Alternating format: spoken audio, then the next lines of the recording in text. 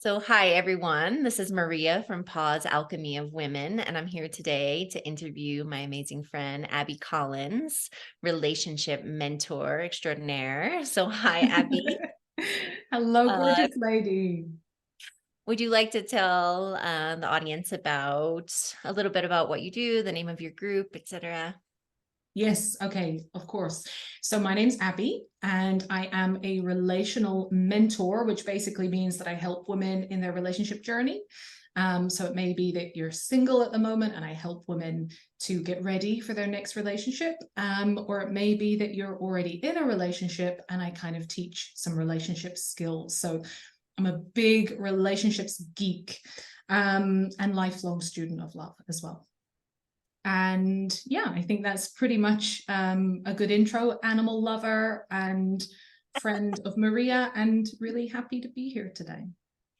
Yeah, well, I'm super excited to talk to you. I wasn't planning on having two relationship coaches on my podcast this month, but you have very different personalities and niches. And so, what I wanted to have you come on and talk a little bit about today in relation to my niche, which is the menopausal woman, um, is this piece of women get to the age around perimenopause and menopause. And sometimes they start feeling like maybe the relationship that they're in is not for them anymore. And I have some theories about this. And of course, leaving space for this idea that not every relationship is meant to be forever. And there are some very real challenges that sometimes lead you to, for whatever reason, decide to end the relationship. And of course, that's okay if that's your decision. But do you have any ideas, and I know you do, about what are some reasons why maybe you get to be 50 years old and you've been with your partner for a while and you start to get feelings of, maybe this isn't for me anymore. I'm frustrated. I have to leave. Things Mhm, aren't what they used to be. I have to go. mhm, mhm, And mhm. so I have some thoughts, but I know you do too. So Yes. any thoughts about that? I mean, it's a very open-ended question. I know that. Yeah, I mean, there could be so many different reasons, right? Um, I'm really curious to hear your thoughts in a moment. What kind of comes up for me instantly is this idea that we get frustrated and then our instinct is to leave. And that's so Mhm. interesting to me. It's like, yeah, and it's like, um, some, as you said, you kind of suggested when you were unpacking that, sometimes that is really legitimate. And sometimes we've outgrown a relationship. We recognize that our needs are not going to be met in this relationship, and we can leave that relationship. And then other times, it's like we might have the same frustrations, but instead of seeing that as an invitation to leave, it might actually be a really great invitation to look at what we've created here and why it's not fulfilling for us. And that can be such an amazing journey, whether we decide to stay with that person or not. Just that process of being like, oh, there's something here that is no longer working for me. And maybe it never did, right? And I think this Right. is something that we might speak about.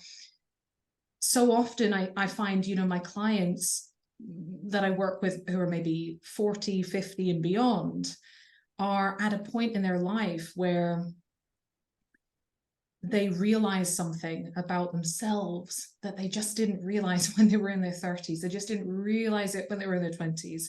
Or maybe they realized, but they weren't feeling brave enough, to really act on that. So there can be, I think, so much wisdom in women who are in their 40s, women who are in their 50s. So I think, any feelings of frustration um, or being unsettled in a relationship, it is such a great invitation to start looking at that and saying, oh, like, what is it that I'm missing? And what is it that I want a bit more of? Yeah, I totally agree. As you're talking, I'm like, oh God, you're talking about ownership. I know Abby, one of Abby's favorite things to talk about is ownership in a relationship, which I feel like, myself included, a lot of us, it's kind of icky to take ownership of your It's not a crap. sexy subject. Yeah. Not, maybe you could look at it as not fun. I don't want to be at fault. I Mhm. immediately want to get defensive. Yeah. That's my first reaction when I think about ownership. But I know how you talk about it is in a way of, it's a place to step into your power of, now this is like, coming from a victim mode sort of girl. I tend to fall into that where you think, this person is doing this to me and I'm in this relationship and it's like this, the dynamic, I don't like it. And it's because the other person is doing this Yes. and I'm receiving it. And so ownership is getting out of that. So can you talk a little bit about, I know you love to talk about ownership, so let's just do Well, that. I think that what you said is so right. It's like ownership isn't a sexy sell. If you say to someone what you need to do in your relationship to get all of your needs met, to have all of these amazing things, is to have a look at all the ways you haven't been showing up, in the way you want to, all the ways Oh, you. it's his fault. What are you Yeah, talking right, about? exactly. And that is. Sometimes it is. Well, yeah, of course, they have their part. They always have their part. They do. And we need to look at their part. It's not wise to ignore what they're doing. But, one of the things that is so empowering about looking at ourselves is that, as you said, it's like, that's our power. And one of the things I think is, I'm not a big fan of exercise. I've never been the kind of person who goes to the gym or who, wants to go out and do fitness. That's not something that attracts me. But when you find a way to do it, when you find like an in route into it, whether it's salsa dancing or going to the gym or whatever it is that works for you, once you're there and you start doing it and you start getting a bit of proficiency there, then all of a sudden you can actually get high from it, right? And I find that it's the same in our relationships. When we start like looking at, okay, I'm frustrated right now, and how am I shaping that, and what can I do differently? When you start getting good at that, it can become sexy, but it Mm. you have to push through the discomfort in order to get to the other side where you're like, this is what it feels like to feel empowered. And I think that discomfort is where people are like, ew, and I know a lot of people, and I have been there. I have moved across the country of the US many times to get away from a boyfriend. Then I just was like, nope. And that was one of the things I actually liked about, I'm divorced now, but that was one of the things I liked about being married was like that, extra bit of commitment that is, it's kind of a pain to Mm. get for us. You can't just be like, see ya. You have to do. And so it helped me to not want to just say, oh, this is hard. I don't like it. I'm leaving.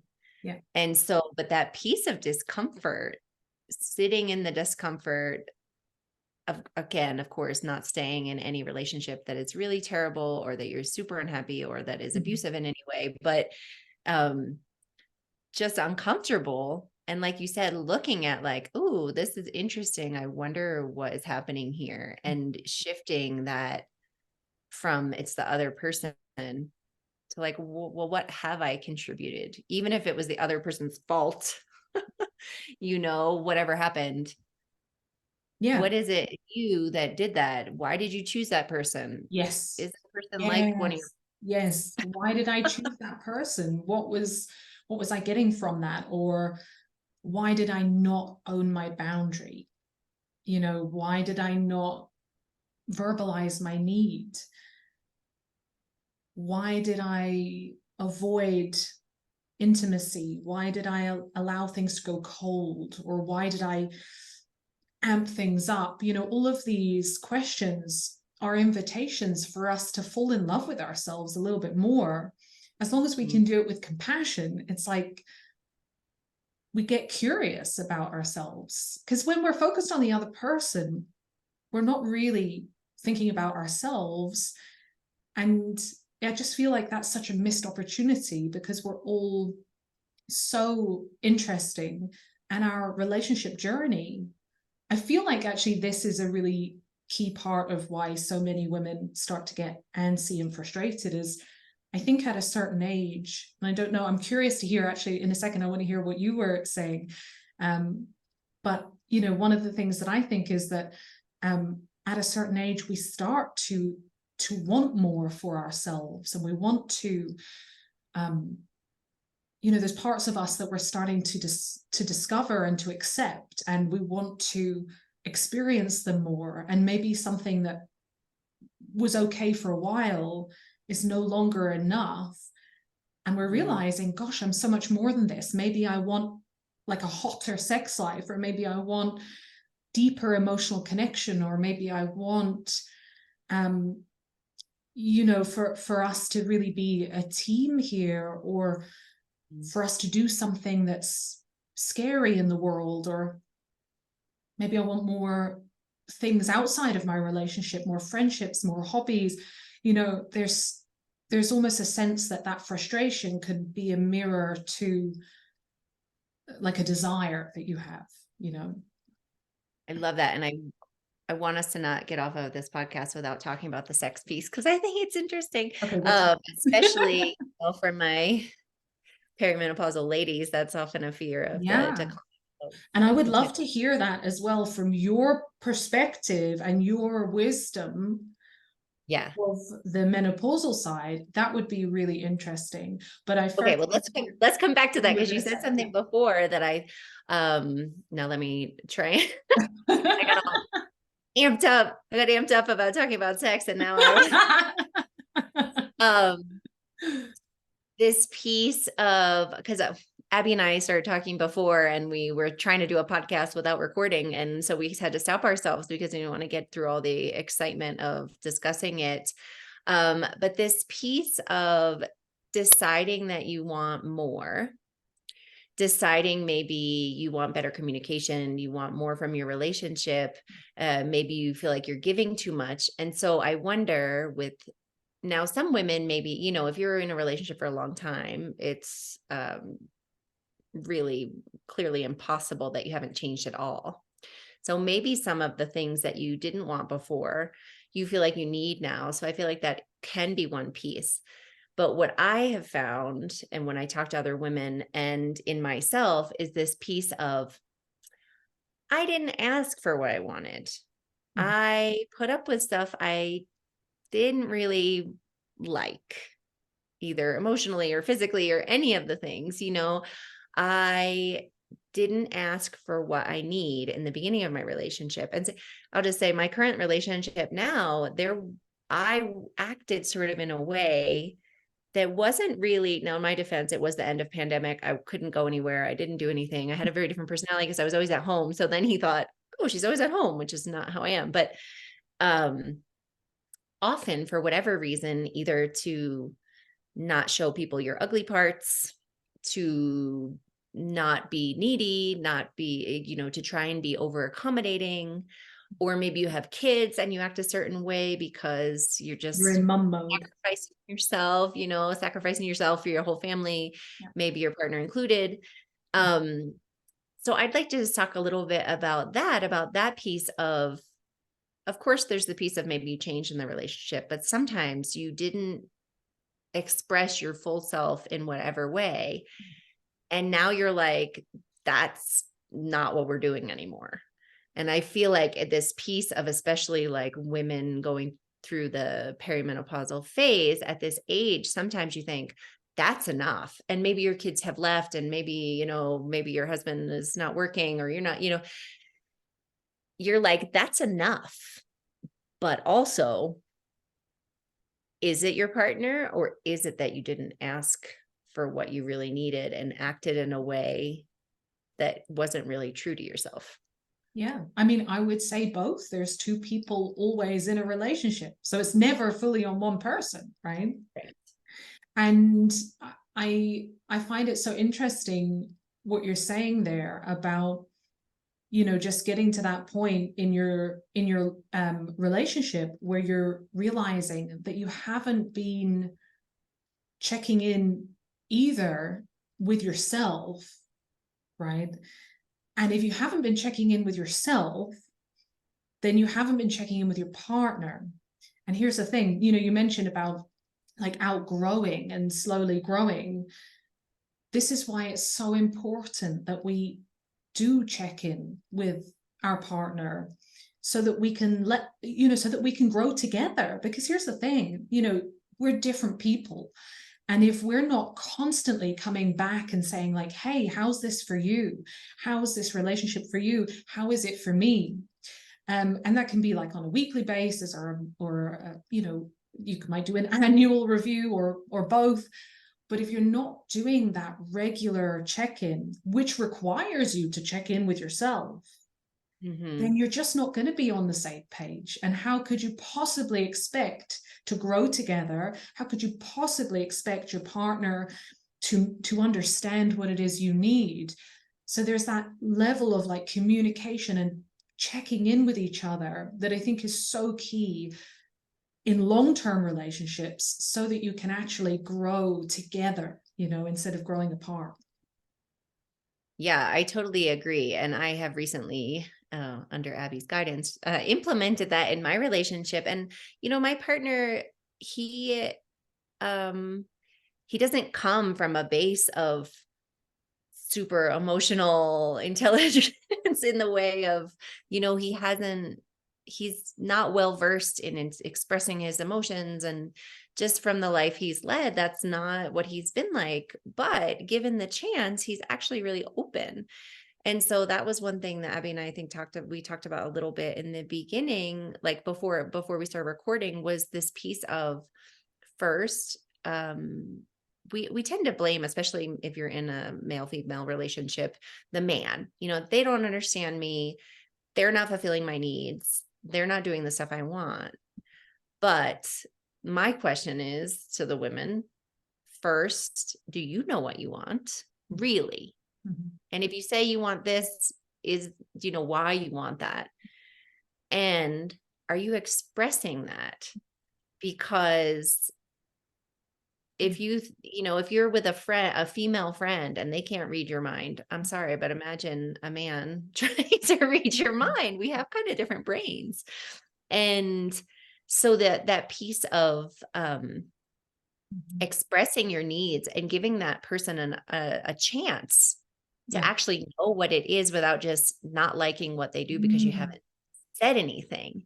So I'm curious, Abby, if there's, is there a way to kind of, I mean, I know you said to me about this, the check-ins, and, have weekly check-ins that are kind of fun about like what's working, what's not working. And that for me works. But are there other things where maybe talking directly to the women about, how to know what you really want? Gosh. Ask a small question. Yeah. Okay.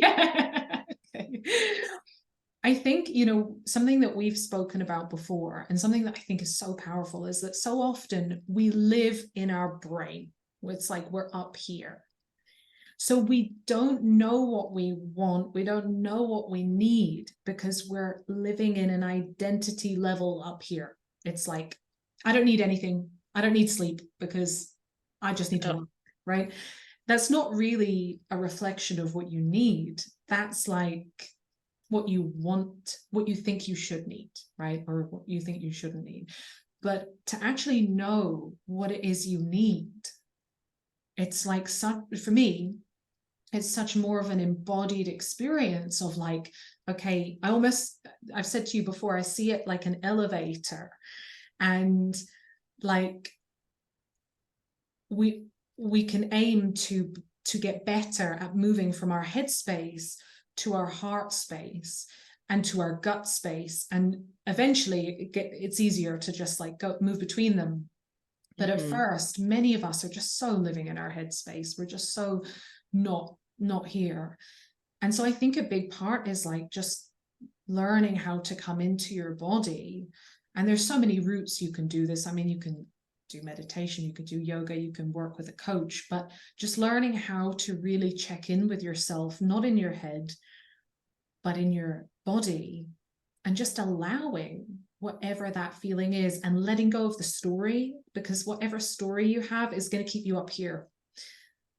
And that's the challenge, because it stops you knowing yourself. You're thinking about the story, you're not thinking about you. And so it's like, how do I feel? What does this feeling remind me of? When was the first time I felt this feeling? Where in my body is the feeling changing? Is there something that I need? Do I need rest? Do I need connection? Do I need reassurance? Do I need, what is it that I need? And just that simple practice of checking in with yourself can be so powerful.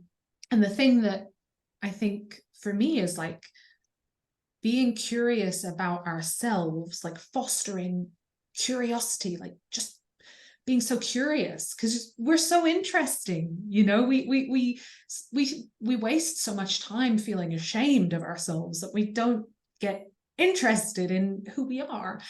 And also getting curious about our partner and really creating a safe space where we can both share our needs and our feelings without attacking and getting defensive. And I think that like just being curious about the other person and being curious about ourselves is just goes so far in finding out whether we do have a chance to be together now. Yeah, I like that. I really like that piece.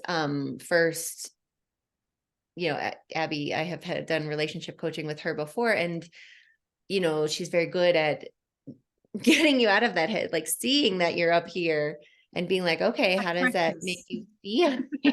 How does that make you feel? Where do you feel it in your body? It's so important, because really I notice like it's stressed and it's all here, and then I can kind of breathe into that and have it be really calming, and then kind of think, okay, I'm really running that story in my head, and how to maybe come back to reality a little. Yeah. And my friend Jamie just said, we just had a conversation yesterday about,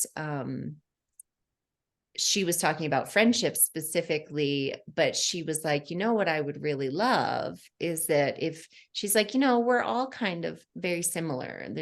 We're all triggering each other. We're all in, bumping up against each other's nonsense from childhood and all the things.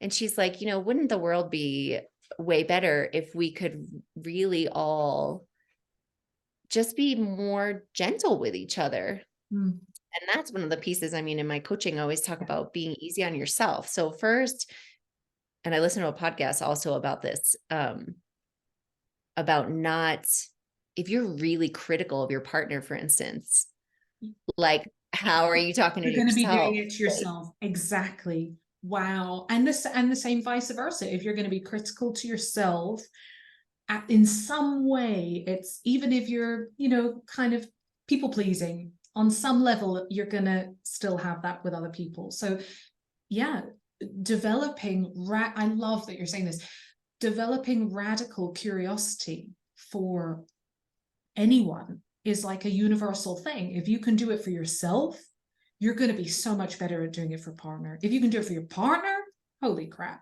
Can I say crap on your thing? You can say whatever you want. I just interviewed the other day my friend Amy, and we're both from New Jersey. She's my best friend, and you use the said I know. F word even. Don't worry, on the YouTube channel, it's marked for not appropriate for children. Okay. Very wise. But I'm many things, but appropriate for children is not one of them. It's not one of them.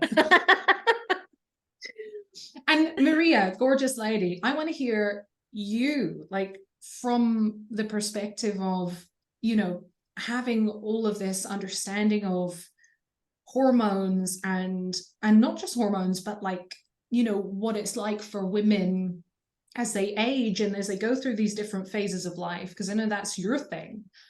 How do you see that playing out with women in relationships when they're in their 40s, 50s? Like, how do you see the relationship between going through that phase of your life, which I'm imagining is quite intense, and Hmm. then also being in a relationship? Like, how do you see that playing out? I'm supposed to be interviewing you, first of all. I know, but I'm curious. Well, what came up for me first was this very real piece of hormones, which can make you a little crazy, mood swings wise. Yeah. I am towards the beginning of perimenopause, but I definitely feel it. I was not someone that had much trouble with my cycle or PMS or any of those things. I felt a little bit, but really nothing my whole life. And um now I'm often just like filled with rage like the week before. And my very postmenopausal dog is here staring at me. He had a surgical menopause a very long time ago. Um, but so because of the hormonal differences, that one of my most frustrating things about the topic of menopause is that it's like always in movies and different things, it's always like a joke, right? But it's very real. You're very mad sometimes, and Yeah. um Yeah. it's a real thing. And if you live with someone who you find frustrating, as I do, it you can be triggered more than you would be maybe just out in the world. But this piece that I talked about specifically, that we were saying about understanding yourself Mhm. and sharing that with your partner. Now some men are going, the same men who are going to be like, what do you have your period? They might be like, what do you have menopause? And it's a joke, and that's not cool. No, I But mean, we don't want to be what with that, people like, um, yeah. but if you do have a caring partner Yeah. and you can discuss that with them and say like, hey, listen, this week, like when you know yourself, you can say, hey, listen, right now I am feeling really sensitive. Mhm. It is because of my hormones, and I really can't control that right now. And I'm not sleeping or whatever. I don't feel good. And this maybe is, I would love if you could speak to me in a more gentle way, or you could, whatever it is you need, or I would like some time alone. Knowing what you need. Now, when your hormones are all wonky, it's actually really hard to know what you need until you're like so mad that you want to kill them. But that piece, if you're already talking with your partner in a way that is about your needs, I think that discussing these changes can be easier. I always say about Alberto, he's the man most well versed in menopause in the whole world. Um, but because I talk to him about it. It's my job. It's not just about me, but yeah, like that piece I think is really important. And then also, I guess I would say knowing where you're not honoring yourself. Knowing where you aren't honoring yourself is the first piece, because we're when you're people pleasing or being a martyr or whatever, you're not honoring what you really need, right? And so then when you find that place where you're not doing that, like when you're saying, I don't want to do this thing and I'm going to do it anyway because my kids, my partner, my whoever wants me to. And it goes against every fiber of my being to do it. I'm going to do it anyway. Mhm. You're not being truthful to yourself. Yeah. And so So you're going to that, build resentment, presumably from that space of being, in your relationship. At least that's what I found with my clients, is if you're violating yourself, you're going to feel pretty resentful in your relationship. yeah, 100%. And so I guess my question for you is, Mhm. so of course you can work on it when you're in the relationship and already feeling this resentment.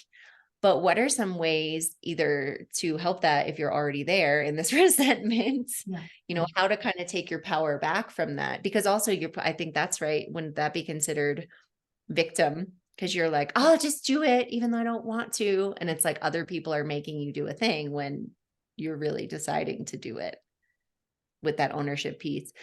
But so are there some ways that you could share maybe where we can really kind of either dial that back if you're already being resentful and already doing all these things. Maybe it's a pattern of 20 years that you're people pleasing in your relationship. Mhm. So either preventatively or when you're already there, are there some things that you know of, which I know you do? What things you know of to really step back and honor ourselves so that we're not falling into this people pleaser, victim, martyr mentality, and we don't get there, or we can come back from it? Yeah.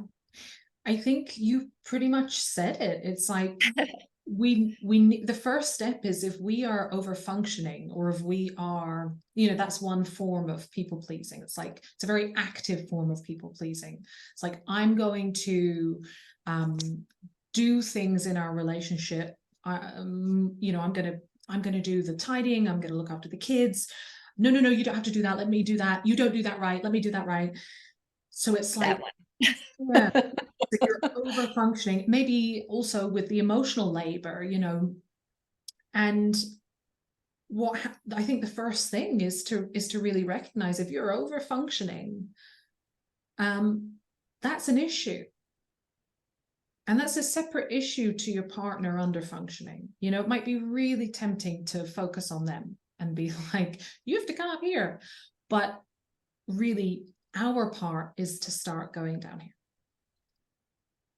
Like, we have to practice being willing to step back. And probably, if you do take that step back, especially if you've been doing this in your relationship for years, you are going to feel anxiety, because there's been a reason that you've been over functioning.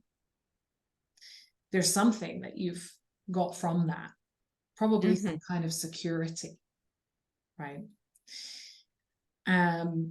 So you're stepping back from that like an addict, right? You're stepping back, you're going to get anxious, you're going to want to fall back in.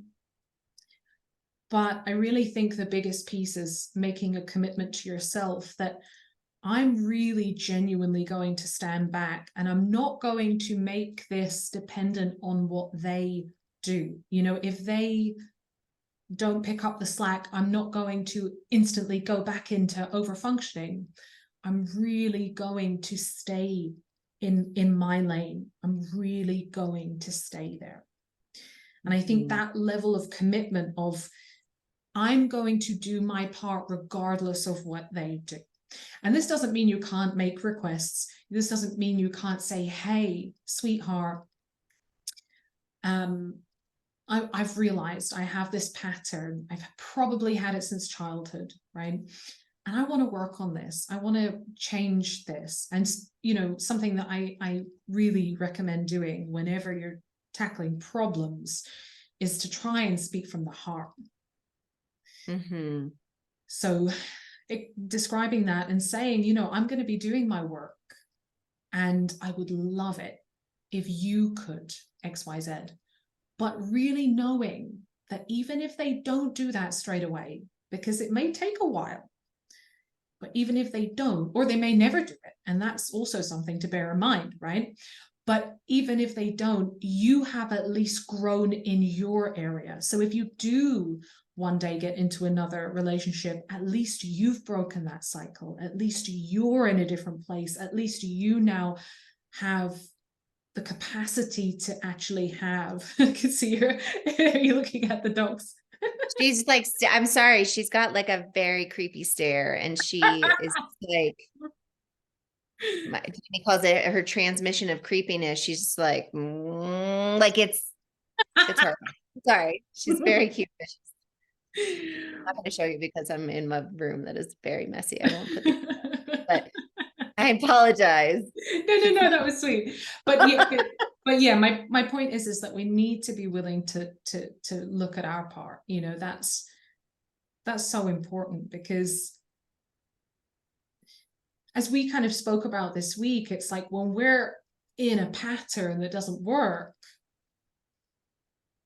one of us has to change the pattern, and we can either wait for the other person, which makes us a passive person in our own life, or we can take action and we can become the person who we were born to be. The relational goddess, if you A will. relational goddess. Exactly. Yeah, I find that so interesting. And also, what was coming up for me when you were talking is, especially with men. Now, this is not all men or whatever, but not, and all relationships are not the same. But when women are over functioning, and maybe it is the man who is not stepping up, right? Mhm. But also, I guess this isn't with any relationship. If you are over functioning, as you say, and you're not giving the other person the space to step up. You're not, I mean, yeah, like you said, you could ask, but you're like, I'll just do everything. I mean, and also, I'm sorry if you're with someone and they want to do all the housework and they want to take care of the kids and they want to cook and they want to work, and then, like, it would be hard to be like, Oh no, no, gosh. no, I would love to clean the bathroom. Like, who the hell wants to clean the bathroom? So, Yeah. just that piece of like, you also have to give the other person space to step up into that role. Because if you're like, there's nowhere for them to go. That is so true. And I think that's a really great segue into the Sex. sexuality piece, right? Because I don't know if your brain was going here as well, but I was just It thinking, wasn't, but is now. I was just thinking, what happens when one person is over functioning and criticizing and the other person is under functioning? Is that it's a parent-child dynamic. That's not sexy. Oh, no, that's Right? not. There's a lack of respect. You're not respecting your partner's um, selfhood, because Hmm. you're seeing them as this, person who's under functioning. And so I think, yeah, I mean, I can't imagine, and I've had dynamics like that in the past. And, it, if there's a theme in our relationship, I find usually it's going to come out in sex as well. So Right. I think that that's a really good segue, and I would love to hear what you what you think about that. Well, one of the main concerns, I don't want to call them problems, because sometimes they're, menopause is a funny topic because everyone has all these ideas, and you basically always hear the worst thing, like, oh, you may hit 40 and you're never going to have sex again. All these things that could be true for some women, but don't have to be true for many reasons. Um, and I guess what I wanted to kind of talk about is that piece of, especially women. Like, I feel like men are generally more able to have sex, like, say, when they're mad or frustrated, or, it's kind of their nature of their being. A lot of men treat sex as their main form of emotional connection, I Yep. found. And so that kind of, instead of talking through the problem, that like gets them Yeah. through the problem, and then they're connected again and they're okay. And as women, myself included, it's like, if I'm mad at you, that is not happening. Like, I have to not be mad for that to occur. I can't have sex as a way to get over a fight or a frustration. And so sometimes I wonder what things are leading to this lack of libido. Obviously, I always say this. Yes, there are So hormonal issues. interesting. Okay. Yeah, estrogen, etc. Yeah. But sometimes I wonder if it's frustration, Mhm. lack of connection, Mhm. lack of communication, Yeah. and all of those things together, in many ways, like communication outside the bedroom, in the bedroom, connection outside the bedroom, in the bedroom. Yes. I used to joke about my ex, like, I'm like, you haven't talked to me all day. You sure as hell aren't going to do that now. And Yes. you him, I Wow. hope he never watches this, but I don't think he'll ever watch this podcast. But I always forget that this is like really out in the world, and we'll soon be on like a true podcast platform on YouTube, all the things, right? So, but anyway, let's just get personal. Um, Yeah. Oprah Winfrey tells you everything about her life. Why can't I? Sure. Uh, But I didn't want to. And he was like, well, now I am 1 year older than him. One. I'm 46 now, but I was in my late 30s. I was probably 38 when we were having these conversations. And he was like, well, I guess, that's just what happens with women as they age. And I was like, what? So he basically was like calling me like a dried up old cold lady. And I started to really feel that way. I was like, oh God, because I really didn't want to have sex. And so I thought, well, Mhm. maybe that is true. I don't know. Mhm. That's what they say happens. You get older. I'm almost 40. That's what happens, right? Mhm. And then we broke up. And And then I then got a new boyfriend. And I was like, oh, actually, you rediscovered that part of you, me. right? I met someone Wow. who I was communicating with, who found me very attractive. We Yeah, did fun things together. And then I was like, oh, actually, I do want to have sex. Like, so it's not so simple as libido loss. definitely not.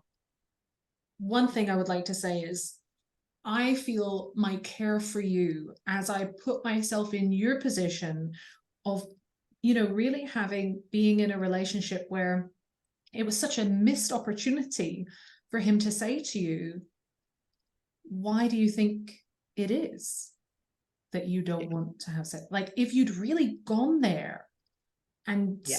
like you guys could have had this juicy conversation together.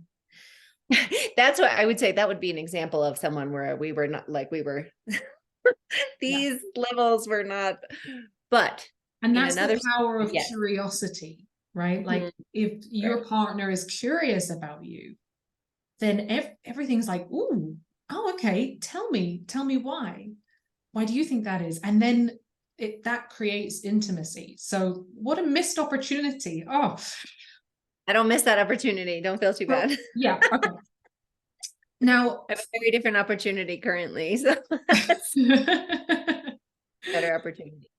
so in terms of the sex piece, I think, firstly, I'm not a fan of the word libido or drive. Okay, those are two words that I don't use when I'm talking about Well, sexuality. drive is very aggressively masculine. I'm like, I Masculine. don't think I ever had a drive, Drive. It's just Drive and never been. libido, I think that they are measured through the lens of the masculine, which is spontaneous arousal. Now, some women do experience that, and that's fine. And as a trend, many women do not experience spontaneous arousal within the context of a relationship, okay, a long-term relationship. And I want to talk about that in a second. But just the fact that we're measuring our sexuality, which is so deep in women, so deep, as you rediscovered when you met someone afterwards, you're like, holy crap, it's still here. Our sexuality is so deep, but often we need to create an environment which allows us to access it. So a part of that is, as you said, if we're in a relationship, the relationship itself is foreplay. Okay, Mhm. that's one piece of it. The other piece is, do I create a ritual that allows me to get into that energy? Or am I just getting into bed at the end of a stressful day and then I'm thinking, oh my gosh, like he wants or she wants to have sex? And then also, how are you defining sex? Is it penetration, or is it the exploration of pleasure, which then could be anything? And then it Mhm. gets quite interesting. See, women are, in my experience, the women I've worked with and myself as a woman, we are intensely sexual. We're intensely sensual.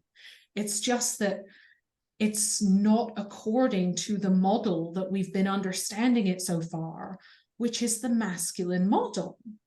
Right. So I just feel like there's so much here that is untapped. And to speak to the age piece, if anyone wants to look into the work of David Schnark, Dr. David Schnark, he wrote a book called Passionate Marriage. He later changed it to Passionate Couples. He speaks about older couples who are in their 50s, 60s, 70s, and beyond, who have the most incredible, he's a sex therapist and I think a relationship therapist, who have the most incredible sexual experiences together, where they are reporting that their faces are like melting in a psychedelic experience where their pleasure is mixed with the other person's pleasure. This is happening to people who are in their 60s and 70s and 80s, having the Yeah, best and sex that, of their life. well, So and I've talked about that one piece. Sorry to cut you off, but just to stick in this one piece of like what I talk about of the maybe you have the body, the body of a 20-year-old, if you're 20, but the confidence, like I always had that, like I had a better body and I didn't feel super yeah, confident to be in the world. yeah. It's the same sexually, when you're young, Mhm. things are awkward usually, and you don't feel comfortable being with yourself, you don't maybe don't want to be naked, like, all of those things that are not true when you're older. Yes, and something that I love about your work is that you speak so much about letting go of what is not ours, right? And when it comes to sex, how much of our sense of what it means to be a sexy woman to be sexy is actually informed by the world. And I feel like when we're in our 20s, we are defining our sexuality by, we're trying to almost like wrap it up in that image and live up to an image. Right. And as we get older, I feel like we start to realize that it's actually not an image, it's not a performance. And men have Right. this too, right? This performance, Yeah. it's like, and it's a similar evolution. It's like getting away from performance and into juicy experience and pleasure and connection. And I'm reading you and you're reading me, and we're going to these places together that are emotionally vulnerable. And that's where great sex happens. And that doesn't even have to involve, you know, certain body parts. So if you are experiencing something that is related to age, that where you're thinking, well, I can't have sex anymore, well, you can, it's just going to be different, it's going to feel different, it's going to look different, but there's still a way to experience that mind-blowing erotic experience together. Yeah, and that's why I've been reading this book lately. What fresh hell is this? It's all about menopause, and it's really interesting. And that's one of the pieces of, sometimes there are, vaginal changes and discomfort and dryness and all the things that, whatever sort of Mm-hmm. movie jokes, some of the things are true, right? And they don't have to be true. And there's remedies, but also if they are true, that doesn't mean that you can't be sexual with your partner just because you can't have penetration, which you're also allowed to say. You're also allowed to say Okay, thank penetration. you. Yes. And I'm going to do this very embarrassing thing, which is the second time that I've had to do this on a podcast. My dog, she's like scratching. If the room was not such a mess, I'm gonna put her transmission of creepiness is what Jamie calls her face. Put that in the comments, but I'm gonna stop just 1 second and I'm gonna let her out.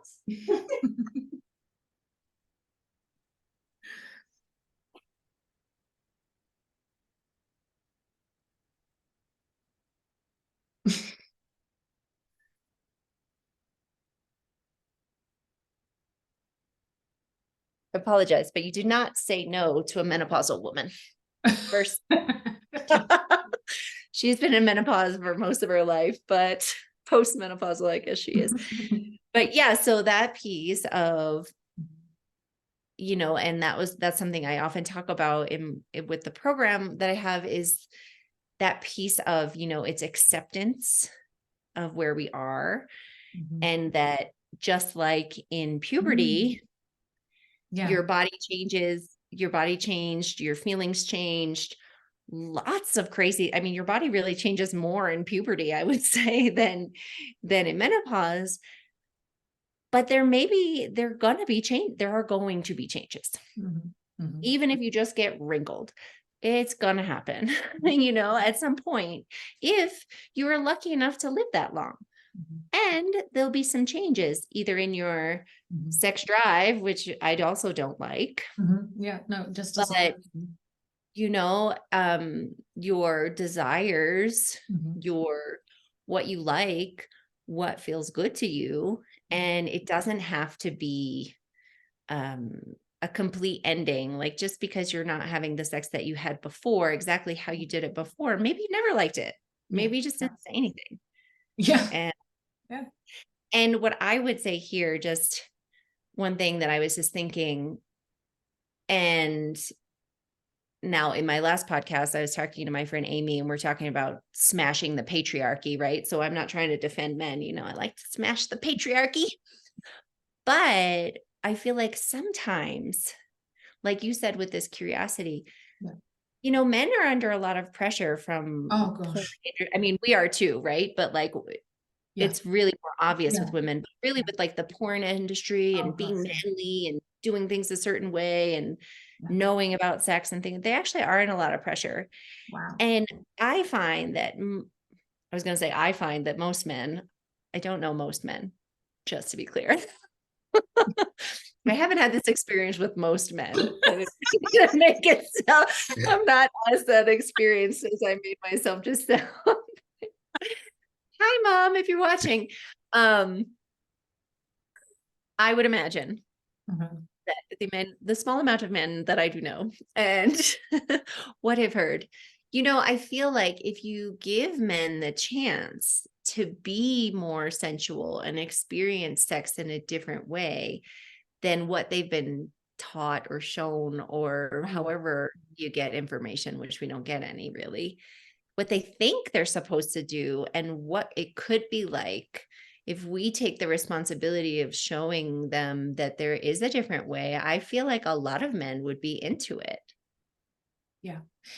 Yeah. I do not envy men for the experience that they go through in their initiation into sex. Mm. Their the way that society encourages men to sever the ties between, can I say what You words say whatever you want. can I, okay, that severs the tie between their cock and their heart. Like, Go right for it, baby. I forgot she's British. She can say cock and it I can say sounds. it and it still sounds medical. But seriously, like, to sever the tie in that way, to me seems like a violation. And I think, the men who I've spoken with who have been on a sexual and emotional journey of growing and healing are very aware of that. They've had to do a lot of work to reclaim that connection with their heart. Um, Something as simple as like erectile dysfunction is so often labeled as dysfunction instead of being seen as a So emotional. intelligence, right? Because so often, not always, sometimes it's medical, but very often it's a barometer for how connected they are. So So when they sense that disconnection from their heart, I was in a relationship where for the first year my partner had erectile issues. mm, And it was emotional. It was because he didn't feel safe with us, and this was many years ago. And um society says, well, take a pill and man up, don't talk about it, don't get vulnerable with other men, and right. it makes you less of a man, right? To have any kind of weakness, to have any kind of vulnerability. And society says, well, don't open your heart. And then perhaps he's with a woman like you or me, and we say, open your heart, I need you to open your heart. I mean, it's so many mixed messages. And as much as we can dismantle the patriarchy, I personally don't want to hurt individual men, because Right. individual men are the people who we love, and they're hurt by patriarchy as much as we are. Right. So yeah, I agree with you about that when we as women step into when we discover like open up our own minds and our own hearts and our own bodies about what sex can be, then we invite them into this new world that basically neither of us knew when we were in our 20s, and maybe we didn't even know yesterday, but today we're discovering it, you know. Right. And of course, I mean, that brings me a little, we can't talk forever here, but you know, this may be a topic for another Episode time, but two, you know, yeah.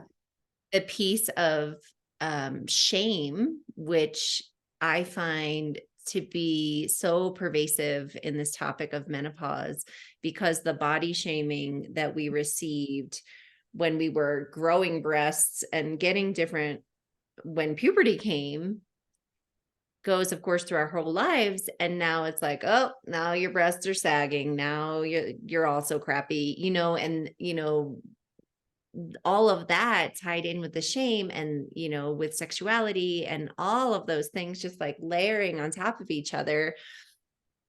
I agree with you. The word of libido is kind of like, what does it even mean? Like I said, sometimes it can have an effect hormonally, but that's a very small piece of the picture, I feel. Yes. And I have so many different things that I want to I say. know there's so many things to say. Let me just say this one thing, so it feels so juicy. What if we were to reframe sex from something that we do, something that we have a drive to do? What if we change it so that it's now something that we are? You know, just like we are emotional beings, we are relational beings, we are spiritual beings, we are physical beings, we are also sexual beings. So it may be really hidden. I mean, and of course some people are asexual, but for most people, you know, it may be hidden, but there's something in there. And one last thing, I know we're wrapping up, but just one last thing is that very often it's seen as, you know, women are that men are not built for monogamy. There's like this thing of men are not built for monogamy, but I haven't found that to be true. And actually it's very interesting when you start looking into sexuality research. It's women who, when we get into a monogamous relationship, our quote unquote libido, our spontaneous arousal, let's call it, drops like this. Men stay pretty high, you know, even when they're committed. For women, there's something about, and this just reminds me of the story that you shared, where it's like you were in a committed relationship, it was low, and you came out of it, you met someone, and there's that excitement, and you know, you felt that experience, and then it was there. So there's something I think that we really need to recognize about women, is that actually we're so incredibly deeply sexual and sensual, but we just need to work out how can we access that within the container of a loving, safe, committed relationship. Yeah, I totally agree. And just to kind of bring it back to our other topics, also to not get on like a super sex tangent, even though it's fun to talk about. I feel like the piece of communication and connection, Yeah, is they're the threads to this whole thing. So they're the threads to sexuality. They're the thread to keeping connected in a long-term relationship, or even a shorter relationship that starts maybe, you know, this isn't to say that if you're 50, you have to be with the person you were with when you were 30. Maybe that doesn't work for you. But getting into a new relationship, say you're 60 and you want to get into a new relationship, you know, maybe you've learned then from the beginning you could choose, because honestly, I would say it's in some ways easier to start a relationship like, these are the things that I like, these are my needs, you know, instead of saying, oh, by the way, I know 20 years ago I never told you this, but I like this, I hate this, right? Like, but wherever you are, like that those pieces of communication and checking in and knowing yourself first as a woman, especially knowing what you need, communicating that, well, I guess knowing what you need and accepting that inside yourself, making proactive steps to get it for yourself, and then talking with your partner about how they can maybe assist you in getting there. Yeah. with your needs, and then listening to their needs, because that's one thing too. In relationships, I feel like often it's like, oh, the men are like this, the men are like this, the men, we tend to get into the habit of that, where of course it's not always true, but I know, I mean, it's been true about me, like, oh, this thing is making me unhappy and you're doing it. But also listening to them with this curiosity that you talk about, because Yeah. if you get a man who is not very open and vulnerable to say how they feel, you have to listen, because if they're sharing from their heart and you get mad, I mean, how would that feel to you? Yeah, absolutely, it hurts. And that's so key, is that both of us are, I've said this before, both of us are 100% responsible for creating safety in our relationship.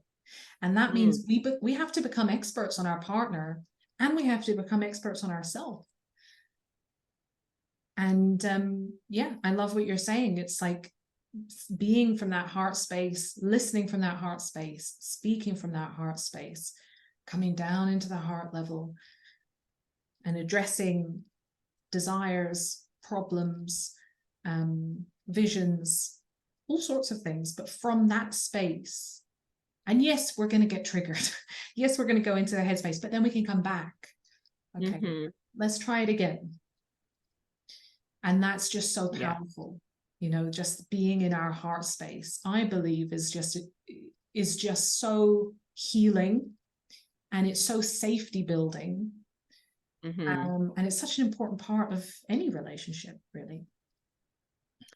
I love it. I love it so much. I love our talking, and I love you. Oh, And of course, well, I keep saying this like now, so this is the second time I've mentioned it, but I will be having a program beginning in October called Menopause Boot Camp. It only, so far, only the people who have heard until the end of the podcast get to hear it. Super top secret so far. But what I would love for you to tell people about what you offer, because I know you offer an amazing program as well as private mentoring. Can you tell me a little bit about that? And of course, in the comments and the show notes, I will put a link to your page if anyone is interested in working with you. Abi is amazing in all the ways, relationally. thank you, gorgeous lady. So I am currently running the first ever round of a program, a relationship program. So this is designed to give some of the tools that we spoke about today, and to help you to build thriving relationships that actually meet your needs. So whether you're single at the moment and you want to get prepared for your next amazing, juicy relationship, or if you're in a relationship right now and you're thinking, there's something here that's missing, there's something that I need or I want to shift and change, then the program is called the Relational Goddess Unleashed, because I help you to become the relational goddess you were born to be, gorgeous ladies. So yeah, if you could link them to my Facebook group, that would be amazing. You can just join there. You can private message me if you're interested in getting involved in the second round there. Great. Thank you so much. And your Facebook group is Conscious Loving, It right? is the Conscious Loving Community Conscious Loving for women. Community. I'm in it, but now I can't remember what it's called. Well, thank you so much. I love talking with you, Abi, and I'd be happy to have you on the podcast at any time. Yay. Yes, I will put those links at the end in the comments. And if you're watching, I didn't say this at the beginning, but if you're watching on Facebook, if you could put hashtag replay and any comments, and it will also be posted on YouTube if you'd like to comment there. I would love to see you. So thank you. Thank you, gorgeous lady. Thank you. Bye.